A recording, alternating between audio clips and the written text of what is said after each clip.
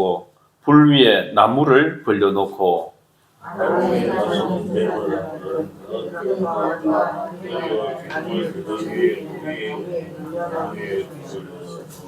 같이 그 내장과 정강이를 물로 씻을 것이요 제사장은 그 전부를 제단 위에서 불살라 번제를 드릴지니 이는 하제라 여호와께 향기로운 냄새니라. 아멘. 오늘은 제사 제도에 관해서 특별히 번제에 대해서 말씀을 드리겠습니다. 여러분, 제사란 무엇입니까? 우리 주보에 보시면 딱 정리를 해 놓았습니다. 제사란 죄인, 같이 한번 읽어볼까요? 죄인인 인간이 거룩하신 하나님께 나아가기 위해 하나님이 정하신 방식으로 자기 자신을 대신하는 제물을 드리는 행위입니다. 제사란 죄인인 인간이 거룩하신 하나님께 나아가기 위해 하나님이 정하신 방식으로, 자기 방식이 아니고 하나님이 정하신 방식으로 자기 자신을 대신하는 제물을 드리는 행위입니다. 이것을 제사라고 하죠.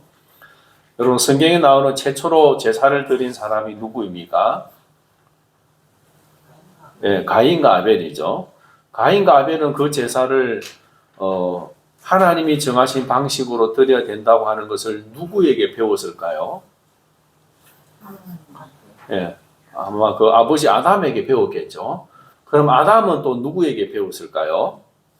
네, 하나님께서 가르쳐 주셨겠죠. 그러다가 이제 하나님이 이스라엘 백성들을 시내산에 모으시고 제사 제도를 다 알려주시는 거예요. 이대로 제사를 지내라. 그렇죠? 근데 제사에는 모두 몇 개가 있습니까? 네, 5대 제사가 있습니다. 5가지 제사가 있습니다. 첫 번째 제일 기본이 되는 제사는 번제입니다. 이 번제는 아브라함도 번제를 드렸어요. 그렇죠? 또 노아도 번제를 드렸습니다. 조상들이 이미 하나님이 주신 이 번제는 오래전부터 드려져 왔습니다. 자, 소제는, 이 번제는 굴번, 불에 완전히 굽는 것, 태우는 것을 번제라고, 이 소제는 힐소입니다. 힐소.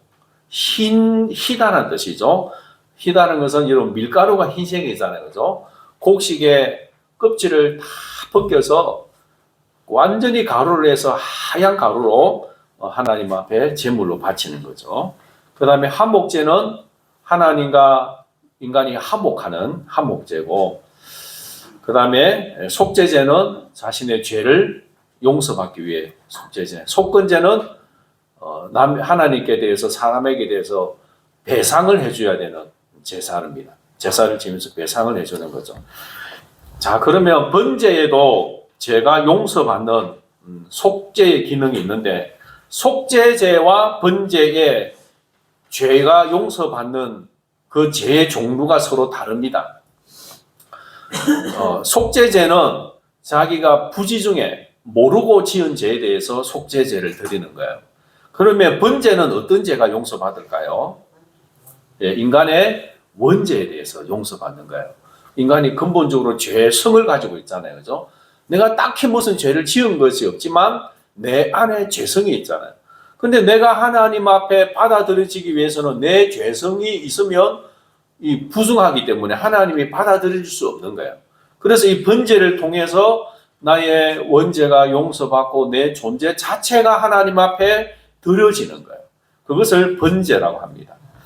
그러면 속죄제는 인간이 부지중에 모르고 지은 죄에 대해서는 용서받을 수 있는데, 알고 지은 죄, 고의적으로 지은 죄는 어떻게 되나요?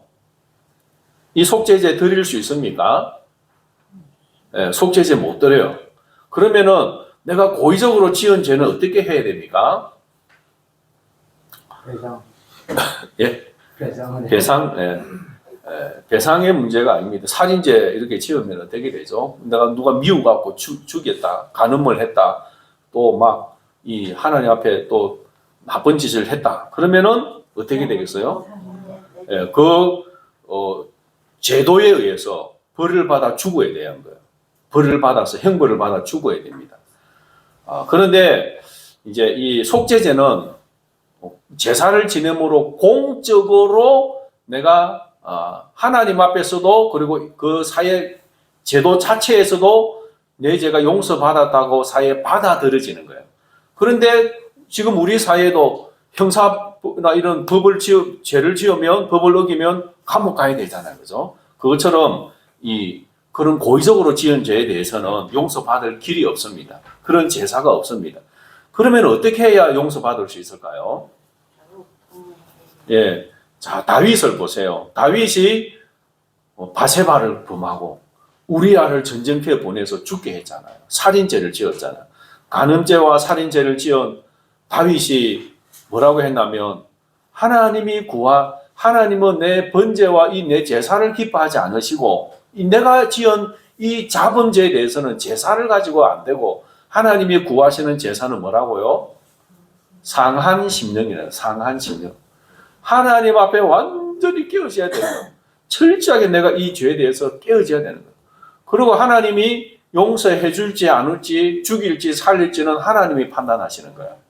그러나 하나님 앞에 정말 애통하고 상하고 깨어진 마음으로 회개하는 사람은 하나님이 용서해 주시죠. 그래서 하나님이 다윗을 용서해 주시지만 무엇은 피하지 못합니까?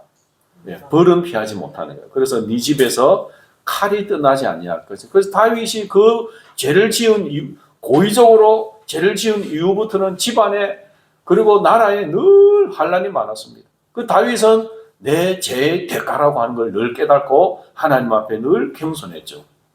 그래서 이 고의적으로 죄를 짓는 것은 굉장히 조심해야 됩니다. 정말 죄를 안 지으려고 해야 되고 그런 죄를 지었으면 하나님 앞에 정말 애통하고 회개하고 그리고 거기에 대한 대가를 내가 받을 각오해야 되는 거예요.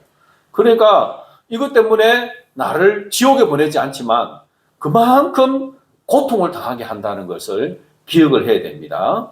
여러분이 죄를 짓고도 편안하게 잘 먹고 살 걸로 생각하면 큰 오산입니다. 그만큼 죄를 두려워해야 됩니다. 자, 구약의 제사는 제물을 통해 죄와 관계 문제를 다룹니다.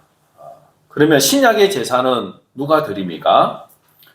예수님의 몸으로 제사를 드립니다. 예수님이 자신의 몸으로 제사를 지낸 거예요. 구약 시대는 제물을 통해 짐승이나 이런 곡식을 가지고 하나님 앞에 제사를 드리는데 신약에는 예수님이 자신의 몸을 십자가에 피 흘려 죽으심으로 제물로 내어 주신 거예요. 그래서 우리의 죄를 사하시고 하나님과의 관계를 회복해 주신 거죠. 그래서 우리는 예수님 안에서 예수님을 제물로 하나님 앞에 제사를 지내고 우리의 죄가 용서받는 겁니다. 구약 시대는 동물을 가지고 와서 제사를 지냈지만 우리는 예수님 안에서 예수님이 우리를 위한 제물이 되어 주신 거죠. 이제 예수 믿는 우리는 어떤 제사를 드려야 됩니까? 우리 자신을 산 제물로 하나님 앞에 제사를 드리는 겁니다.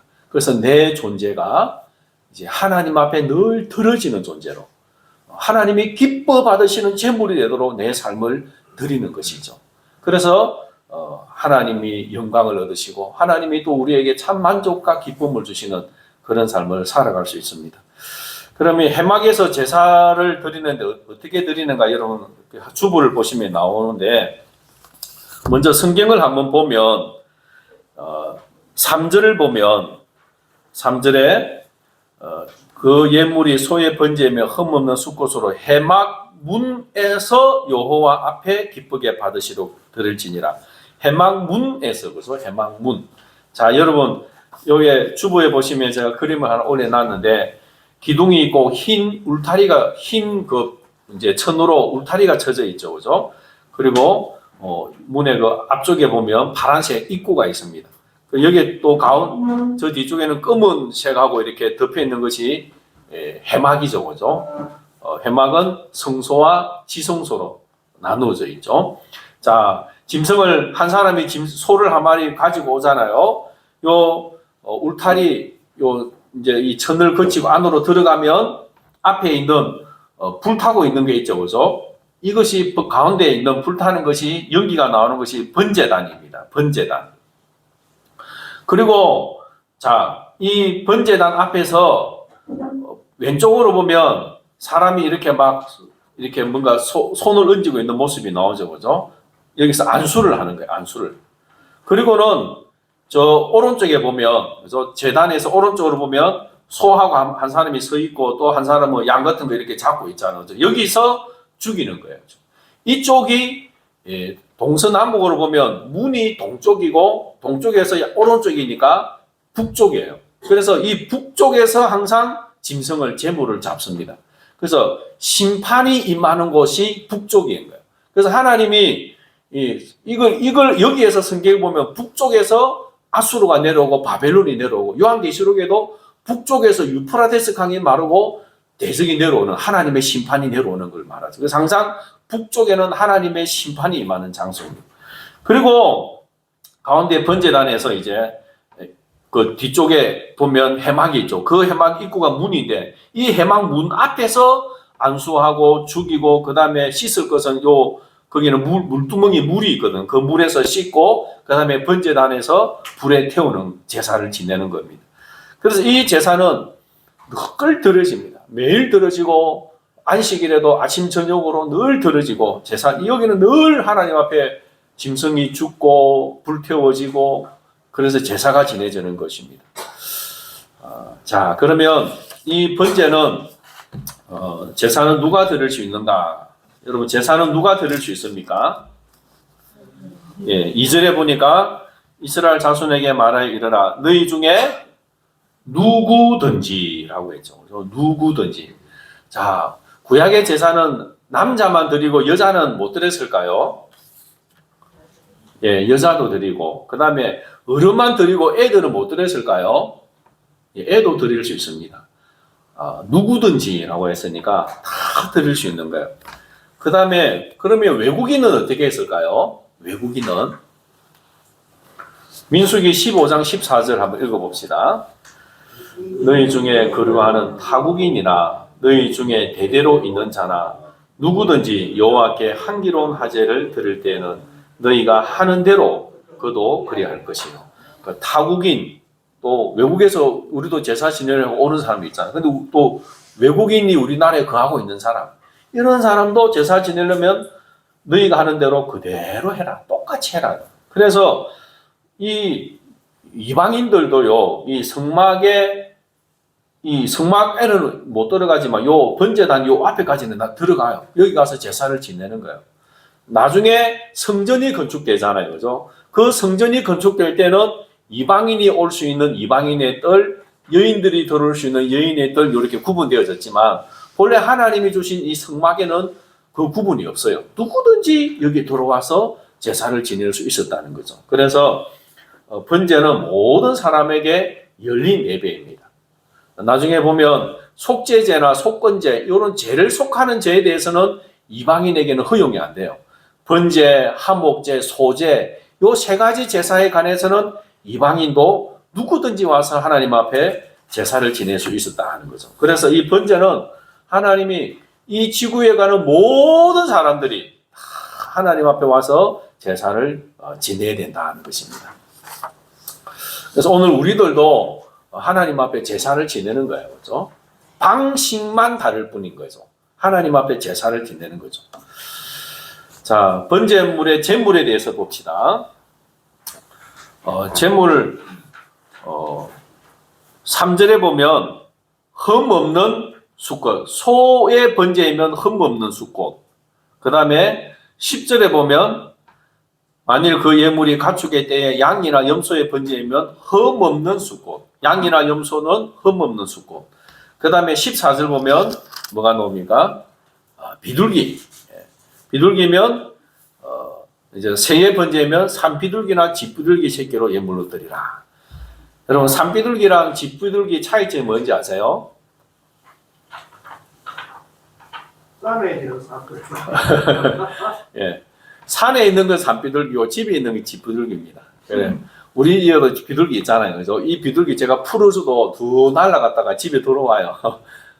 쫓아내도 들어와요. 여기가 내 집이라고 콕 들어오는 거야. 그래서 집에서 가축처럼 기르는 게 집비둘기예요. 그래서 집에서 비둘기도 키워가지고 먹고 그래요. 그 알도 먹고 또 비둘기 고기도 먹고 그래서 그 집비둘기나 산비둘기 이것도 하나님 앞에 제사를 지내는 겁니다. 그런데 특징이 뭐냐면 흠 없는 암컷요 수컷들입니다. 수컷. 이 번제 말고 다른 하목제나 속제제나 속건제는 암수 필요 없어 구분 없어요. 그냥 다 드리면 돼요. 그런데 번제에서는 유일하게 흠 없는 수컷만 드려야 됩니다. 번제에서는 반드시 흠 없는 수컷을 드립니다. 나 좀 이따가 설명을 하겠습니다. 자, 그러면 번제를 드리는 과정을 보면 제사자의 역할이 있고 제사장의 역할이 있습니다. 자, 여러분 1장 우리 읽은 말씀에 보면 2절에 보면 너희 중에 누구든지 여호와께 예물을 드리려거든 가축 중에서 소나 양으로 예물을 드릴지니라 그 예물이 소의 번제이며 흠없는 수컷으로 회막문에서 여호와 앞에 기쁘시도록 받으시도록 드릴지니라. 그리고 4절에 그는 번제물의 머리에 안수할지니 요 그가 누구일까요? 제사자일까요? 제사장일까요? 제사자입니다. 일반인, 제사를 드리려고 하는 일반인이에요. 일반 제사를 내가 드리려고 하면 내가 가축을 가져와서 수컷 흠없는 수컷 가져와서 머리에 안수하고 그 다음에 5절에도 그는 여호와 앞에서 그 송아지를 잡을 것이요. 소를 잡는 게 누가 잡는다고요? 네, 제사자가 잡는 거예요. 만약에 여러분이 여자인데 내가 제사를 지내려고 하는데 소를 한 마리 끌고 갔다 번제를 드리기 위해서 수송아지 끌고 갔는데 그 누가 잡아야 된다고요? 여러분이 잡아야 되는 거예요. 여성분들 이거 소 잡은 게 쉽지 않겠죠, 그죠? 그거 실제로 해야 되는 거예요. 자, 그래서 1장에서 5장 이렇게 5장까지는 제사자가 어떻게 해야 되는 거고 그 다음에 6장 8절부터 보면 6장 8절에 보면 하나님이 또 말씀하는데 번제, 소제, 뭐 속제, 속건제 반복이 되거든요. 요거는 9절에 아론과 그의 자손에게 명령하라. 아론과 그의 자손은 누구죠? 제사장이잖아요.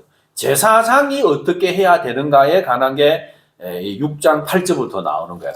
그래서 오늘 우리가 1장에 읽은 것은 제사자의 중심에서 말씀하는 거예요. 일반인이 어떻게 제사를 지내는가. 그러니까 일반인이 내가 제사를 드리려고 하면 내가 죽여야 되고 제사장이 제사를 지낼 때는 제사장이 죽이고 그런 거예요. 그래서 이 제물을 가져와 가지고 첫 번째로 뭘 합니까? 성경에 안 나오지만 제사장이 제물이 합당한가 안 한가 검사를 해요. 흠이 없어야 되고 번제는 암컷인지 수컷인지 확인을 해야 되겠죠, 그죠? 확인을 하고 흠이 없는지 확인을 하고 그래서 제사장이 합격하면 이 제사 드릴 사람은 그 짐승의 머리에 안수를 하는 거예요. 그리고는 칼로 그 짐승을 목을 땁니다. 그리고 이제 제사장은 그 피를 받아서 뿌리게 되죠. 그리고 가죽을 벗기고 각을 뜹니다. 팔, 다리, 등, 뭐 안심, 등심 이렇게 다 잘라내는 거예요. 이것도 제사자가 해야 됩니다. 그리고 머리도 자르고 기름도 베어내고 그 다음에 내장과 정강이는 물로 씻습니다. 내장 안에 그 곱창 그 안에 그 배설물이 들어있잖아요. 뭐 풀 먹은 거 하고 그걸 깨끗하게 씻어내고 정강이는 무릎이에요. 소의 요 무릎 있잖아요. 앞무릎, 뒤무릎. 여러분 소를 키워보면은 항상 무릎에 뭐가 앉아 있습니까? 어릴 때 소 키우면 항상 소 엉덩이 요 옆에 하고 무릎에는 뭐가 붙어 있죠? 팔에도 있지만 소똥이 딱 붙어 있습니다. 가도 키우면요 늘 무릎 꿇고 옆으로 이렇게 넣으니까 늘 요 허벅지 여기 하고 무릎 하고 보면은 늘 소똥이 막 소나무 껍질처럼 다 붙어 있는 거예요. 요거는 똥이 주로 묻어 있는 이걸 제사로 지내면 안 되잖아요. 요걸 깨끗하게 씻어가는 거죠. 똥이 들어있는 내장, 똥이 주로 많이 묻는 요 무릎을 깨끗하게 씻어가는 거죠. 그러고 나면 제사장이 요걸 제단에 올려놓고 번제단에 올려서 전부 다 불태웁니다. 하나도 남김없이 다 불태웁니다. 물론 껍질과 요 안에 있는 내장 똥 이런 거는 동쪽에 가서 버리는 데 가서 버리고 다 제사장이 이제 불태웁니다. 그리고 제사장의 역할은 그 번제의 목을 따면 목에서 나오는 피를 받아가지고 제단이죠. 번제단 사방에다가 이렇게 피를 뿌리는 거예요. 피를 뿌립니다. 소니까 피가 많이 녹겠죠, 그죠? 소는 피를 뿌리고 비둘기는 작으니까 피가 작게 나오겠죠, 그죠? 비둘기는 목을 잡고 피를 짜가지고 제단에다 이렇게 떨어뜨리는 거예요. 그리고 이제 천물을 불태웁니다. 이렇게 해서 하나님 앞에 번제가 드려지는데, 자, 그러면 이 번제의 의미가 뭐냐 하면 구울 번이죠. 굽는 것, 불에 완전히 태우는 것, 화제입니다. 화제는 이 제사에는 곡식이든지 모든 제사는 다 뭐 가지고 드립니까? 불 가지고 하는 거예요, 불. 그런데 이 불은 어떤 불입니까? 성냥 불 켠 걸까요? 아니면 하늘에서 내린 불일까요? 네. 하늘에서 이 레위기 14장에 보면 첫 번째 제사를 지낼 때 하늘에서 불이 내려서 번제를 태우는데 그 하늘에서 내린 불을 끄트리면 안 돼요. 늘 그 불을 보관했다가 모든 제사 제물을 이 불로서 태우는 거예요. 그래서 나머지 번제 외에 나머지 제사는 일부분만 태우고 나머지는 제사장이 이렇게 나누어 먹고 이 번제는 하나님 앞에 완전히 다 100% 불태우는 겁니다. 그래서 이 번제가 어떤 의미가 있나 하면 첫 번째는 하나님께 가장 귀한 것, 좋은 것을 드립니다. 흠없는 수컷, 가장 좋은 걸 드리는 거예요. 그래서 여기 또 송아지라고 하는 말도 나오죠. 수소, 송아지. 그러니까 소인데, 수소인데 나이가 많은 늙은 수소가 아니고 한 1년, 2년 요때 된 제일 포동포동하고 맛있을 때 그 수송아지를 말하는 거예요. 그걸 흠없는 수소를 하나님께 드리는 겁니다. 여러분, 암소는 태어나면 주로 사람이 잡아먹자고 어떻게 하죠? 새끼 빼기 위해서 키웁니다. 그러면 주로 잡아먹는 건 수송아지를 주로 잡아먹는 거예요. 그래서 사람들이 한 1, 2년 됐을 때 제일 맛있을 때 이제 수소를 잡아먹는데 그만큼 이 수소는 크고, 그죠? 또 귀한 거예요, 귀한 거. 그래서 사람들이 먹는 것 중에 가장 귀한 것을 하나님 앞에 드리는 겁니다. 그런데 하나님께 이거 말고 병든 거, 그죠? 이렇게 쩔뚝거리고 오래됐고 늙다리 이런 거 막 끌고 와서 하나님 앞에 드리면 어떻게 될까요? 실제로 그런 일이 있었습니다. 말라기 1장 14절 같이 한번 읽어봅시다. 짐승떼 가운데에 수컷이 있거늘 그 서원하는 일에 흠 있는 것으로 속여 내게 드리는 자는 저주를 받으리니 나는 큰 임금이요 내 이름은 이방 민족 중에서 두려워하는 것이 됨이니라. 만군의 여호와의 말이니라. 이스라엘 백성들이 이 말라기는 구약 성경의 제일 마지막이잖아요. 제일 마지막에 하나님이 이스라엘 백성 전체를 통틀어서 평가하는 거예요. 너희들이 왜 망할 수밖에 없느냐?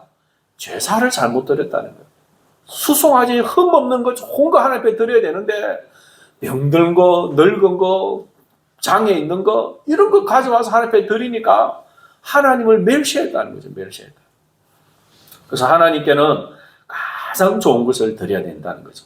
그래서 가장 좋은 이제 제물은 바로 흠없는 우리 예수 그리스도를 뜻하는 거죠. 우리는 예수님 안에서 가장 좋은 제물을 하나님 앞에 드릴 수 있습니다. 예수님 말고 다른 제물 드리면 다 흠 있는 거, 병든 거, 그 하나님이 안 받으시는 거예요. 예수 이외에는 다 제물이 불합격입니다. 오직 예수님만 하나님 앞에 흠없는 완전한 제물이 되실 수가 있습니다. 여러분, 오직 예수님밖에 없습니다. 두 번째는 자기 자신을 드림입니다. 레위기 1장 4절에 보면 그가 번제의 물의 머리에 안수할지니 있는데 이 안수는 히브리어로 사마크라고 합니다. 사마크는 기대다, 지탱하다, 몸무게를 싣다입니다. 그러니까 손만 살짝 얹는 게 아니고 어떻게 한다는 거예요? 완전히 내 체중을 실어서 확 올라타는 거예요. 그러니까 내 손으로 이제 두 손으로 할 때도 있고 한 손으로 할 때인데 일반인이 제사를 지낼 때 한 손으로 하고 제사장이 온 백성들의 죄를 위해서 안수할 때는 제사장은 두 손으로 눌러요. 그런데 일반 제사자는 한 손으로 이 제물 머리를 막 완전히 내 체중을 실는 거예요. 자, 여러분 생각해 보세요. 내가 이 제물 머리 위에 손을 얹고 꽉 누를 때 이 소가 나하고 신뢰관계가 없으면 가만히 있겠어요? 막 몸부림치겠어요? 네, 몸부림치겠죠, 그죠? 그런데 집에서 소를 내가 애지중지 키워갖고 정말 신뢰관계가 있는 소라면 눌러도 그냥 이렇게 견디겠죠, 그죠? 그러니까 이것은 이 소하고 나하고 신뢰관계가 있는 소예요. 내가 집에서 가축으로 애지중지 키우던 소예요. 그래서 내가 확 눌러타도 그냥 그렇게 있는 거예요. 그리고 그 소를 죽이는 거죠. 그러니까 내가 정말 아끼고 나를 신뢰하는 소, 내가 막 올라타도 되는 소, 그 소가 나를 대신해서 죽는 거예요. 이것은 이 재물이 나를 대신합니다. 내 생명이 여기에 옮겨집니다.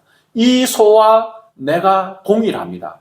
나를 완전히 의지하는, 거기에 맡기는 거죠. 그래서 이 소의 죽음이 나의 죽음이 되는 것입니다. 그래서 여러분, 우리가 예수님을 믿는다라고 하는 게 뭡니까?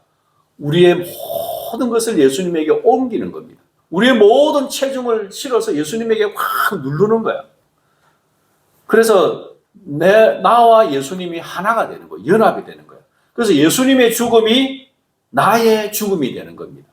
그래서 여러분, 예수님을 의지합니다. 의지합니다. 이게 뭐예요?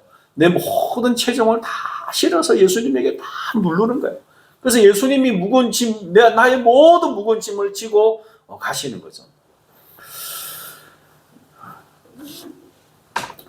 예수님에게 내 모든 것을 이렇게 몸무게를 싣지 않고 맡기지 않고 의탁하지 않고 한번 내 힘으로 하나님 앞에 나아가는 길은 없습니다. 나의 모든 것을 다 예수님이 짊어지시고 예수님이 대신 제물이 되신 거죠. 그래서 우리는 여러분, 예수님에게 이렇게 고백해야 됩니다. 예수님이 내 생명을 대신합니다. 내 생명이 예수님에게 옮겨졌습니다. 이렇게 고백해야 됩니다. 여러분, 정말로 예수님을 믿으십니까? 여러분, 정말로 예수님 믿습니까? 예. 그래서 예수님에게 여러분의 체중을 다 실으십시오. 다 의지하십시오. 예. 다 맡기십시오. 그래서 예수님의 죽음이 나의 죽음이 되는 거죠. 사도 바울은 뭐라고 고백합니까? 갈라디아서 2장 20절에 내가 그리스도와 함께 십자가에 못 박혔나니 그런즉 이제는 내가 산 것 아니요 내 안에 예수께서 사신 것이라. 내가 그리스도와 함께 같이 죽었다는 거죠. 예수님이 죽었고 나는 안 죽었잖아요. 그런데 내가 거기에 다 누르고 내 체중을 다 실었기 때문에 내 생명이 예수님에게 옮겨졌기 때문에 예수의 죽음이 나의 죽음이라는 것이죠. 그래서 내가 이제 사는 것은 예수님을 믿은 믿음 안에서 사는 것이라는 겁니다. 여러분, 예수님을 믿는다고 하면서 실제로는 다 못 맡기는 경우가 너무 많아요. 내가 염려하고 내 힘으로 해보려고 하고 너무 많아요. 한번 100% 예수님에게 맡겨보시기를 바랍니다. 다 맡겨야 됩니다. 그래야 우리가 예수님을 통해서 구원을 얻는 것이고 그때 예수님의 역사가 일어나는 것입니다. 또한 번제는 나 자신을 하나님께 드리는 예배입니다. 나의 최고, 나의 중심, 나의 정성을 다해 하나님께 나를 내어드리는 겁니다. 이 번제는 아브라함이 하나님께서 아브라함을 시험할 때 네 사랑하는 독자 이삭을 뭐로 바치라고 했죠? 번제로 바치라는 거예요. 번제가 뭐냐면 너의 전부를 바치라는 거예요. 그런데 하나님은 아브라함에게 너 자신보다 더 소중한 네 아들 이삭을 번제로 바치라는 거예요. 야, 여러분, 이게 얼마나 어렵겠습니까? 차라리 내가 죽지, 내 아들을 칼로 목을 따고 각을 떠가지고 불태워서 바쳐야 된다니, 내 손으로. 그런데 하나님은 그거 바치라는 거예요. 여러분, 이게 쉬운 게 아닙니다. 어떻게 내 아들을 죽여서 각을 떠서 하나님 앞에 불태워 바칠 수 있습니까? 이거 약속의 자녀이고 수십 년을 기다려서 받은 100세 때 낳은 아들이고 하나님이 앞으로 이 아들을 통해 큰 민족을 이루고 온 민족이 복을 받는다고 약속을 했는데 이 아들을 죽여버리면 어떻게 되겠습니까? 그런데 아브라함은 하나님을 믿고 순종했죠. 그것이 그때 하나님이 뭐라고 하시죠? 이제야 네가 나를 경외하는 줄 알겠다. 나의 가장 소중한 것을 하나님 앞에 드릴 수 있어야 이제야 네가 나를 경외하는 줄 알겠다는 거죠. 나의 가장 소중한 건 못 드리고 붙잡고 있으면서 하나님을 이용만 하려고 하는 그런 신앙이 되면 안 된다는 거죠. 그래서 번제는 우리의 가장 귀한 것, 내 생명까지도, 내 생명보다 소중한 내 자식까지도 하나님 앞에 드리는 그것이 번제라는 것이죠. 하나님은 그걸 원하십니다. 로마서 12장 1절 읽어봅시다. 그러므로 형제들아 내가 하나님의 모든 자비하심으로 너희를 권하노니 너희 몸을 하나님이 기뻐하시는 거룩한 산 제물로 드리라. 이는 너희가 드릴 영적 예배니라. 너희 몸을 하나님이 기뻐하시는 거룩한 산 제물로 드리라. 이제 우리를 죽여서 드리는 게 아니고 살아있는 제물로 늘 하나님 앞에 드리는 존재로 살아가는 것입니다. 세 번째로 여호와께 향기로운 냄새니라 라고 합니다. 9절에. 저는 어릴 때 이 성경을 읽을 때마다 고기 타는 냄새가 뭐 향기롭지. 고기가 노릿할 구울 때는 향기롭지만 탈 때는 그 쓰잖아요. 그 냄새 나고 얼마나 고기가 탈 때는 그 냄새가 독합니까? 그 완전히 번제는 완전히 태우는 건데 이 냄새가 뭐가 향기롭다고 그리고 또 하나님이 그 냄새를 어떻게 또 맡으시나 이렇게 생각을 했는데 원어를 보면 이 향기라고 하는 말이 누아흐가 뭐냐면 쉬다, 안식하다, 만족하다는 뜻입니다. 그러니까 아주 향기롭다는 그런 뜻이 아니고 쉬다, 안식하다, 만족하다라는 뜻이에요. 하나님이 그 번제를 그 자신의 전부를 거기에 실어서 짐승을 제물을 불태워 하나님 앞에 드려질 때 하나님이 그 제물을 받으시고 만족하게 여기신다. 너 자신의 전부를 나에게 바치는구나. 그래서 하나님이 그 원죄를 용서해 주시고 받으심으로 하나님이 안식하고 만족히 여기시는 거죠. 그리고 하나님이 그 제사 드리는 사람에게 안식, 만족을 주시고 하나님과 그 제사자가 연합을 이루고 하나가 되는 그런 신비가 일어나는 것입니다. 여러분 이것은 창조의 목적이 완성되는 것입니다. 창세기 2장 1절에서 3절 읽어봅시다. 천지와 만물이 다 이루어지니라. 하나님이 그가 하시던 일을 일곱째 날에 마치시니 그가 하시던 모든 일을 그치시고 일곱째 날에 안식하시니라. 하나님이 그 일곱째 날을 복되게 하사 거룩하게 하셨으니 이는 하나님이 그 창조하시며 마시던 모든 일을 마치시고 그 날에 안식하셨음이니라. 일곱째 날에 안식하셨는데 이 안식이 6일 동안 하나님이 천지를 창조하신다고 너무 피곤해서 쉬는 안식일까요? 아니에요. 하나님이 창조하신 모든 것을 보시기에 심히 좋았더라. 만족이에요. 만족. 하나님이 7일째는 하나님이 창조하신 모든 것들을 통해 에덴 동산에서 아담을 필두로 모든 피조물이 하나님을 예배하잖아요. 그래서 그 안식일날 예배를 받으시고 하나님이 안식하신 거예요. 만족하시고 심히 기뻐하시고 좋아하시는 거죠. 그래서 예배하는 그들에게 임재하셔서 그들에게도 안식을 주셔서 모든 피조물도 하나님이 주시는 참 만족을 누려서 하나님과 피조물이 연합을 이루고 하나가 되는 그 신비가 일어나는 게 창조의 목적이라는 거죠. 그런데 인간이 죄를 지음으로 이 관계가 단절되어졌잖아요. 하나님이 사람 지은 걸 한탄하시고 인간의 마음에도 사탄이 가득 차고 분노가 차고 평안이 없는데 근데 하나님 이걸 관계를 다시 회복시키는 비결이 뭐라고요? 제사라는 겁니다. 번제라는 겁니다. 하나님이 인간에게 나아올 수 있는 그래서 하나님이 안식하고 인간이 안식하고 연합을 이룰 수 있는 길을 만들어 주신 것이 제사 제도라는 것입니다. 이제 그 제사는 예수님의 십자가에서 모든 것이 성취되어졌고 구약에 수십 번 드리던 그 수천 수만 번 드리던 그 제사는 예수님이 단 한 번 십자가에서 제사 지냄으로 완성되어졌습니다. 그래서 여러분 지금 유대인들은 아직도 계속 소원하는 게 뭔지 아세요? 유대인들의 제일 큰 소원이 뭘까요? 메시아. 예. 여러분 지금 저 이스라엘 나라의 유대인들이 제일 소원하는 게 뭐냐면 다시 성전을 짓는 겁니다. 성전을 짓고 거기서 뭐 하는 거요? 제사를 지내는 거 원하는 거예요. 제사를 지내는 거. 그게 그들의 소원이고 소원입니다. 그런데 그거 이제 하나님은 필요 없다는 거예요. 그거 필요 없다. 왜? 예수님이 십자가에서 제사를 지냄으로 모든 제사는 예수님 안에서 다 완성되어진 겁니다.